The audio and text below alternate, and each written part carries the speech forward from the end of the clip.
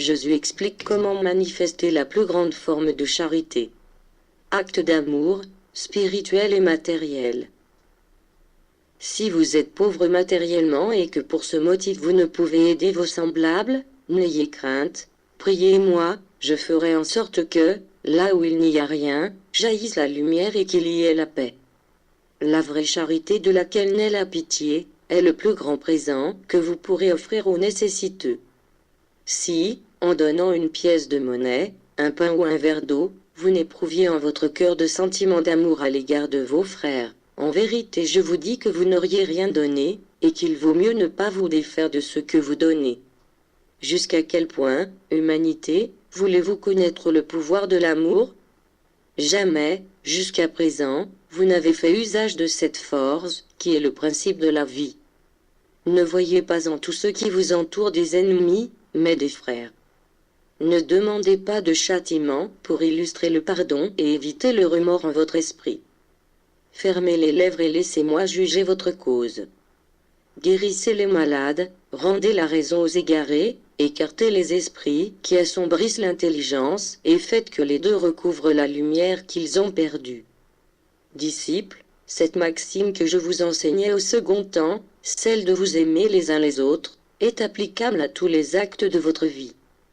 Il y en a qui me disent, « Maître, comment pourrais-je aimer mes semblables si je suis un être insignifiant qui vit abandonné au travail matériel ?»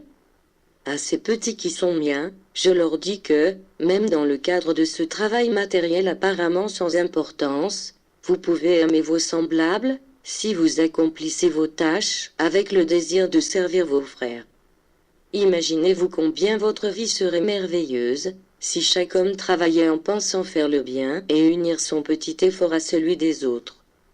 Certes, je vous dis que l'on ne connaîtrait pas la misère. Mais la vérité est que chacun travaille pour soi, pensant à soi-même et, bien trop peu au sien. Vous devez tous savoir que personne ne peut se suffire à lui-même et qu'il a besoin des autres. Tous, vous devez savoir que vous êtes intimement liés à une mission universelle, que vous devez mener à bien en étant unis non par des obligations matérielles mais par l'intention, l'inspiration et l'idéal, bref, par l'amour des uns pour les autres. Le fruit, dès lors, sera bénéfique pour tous.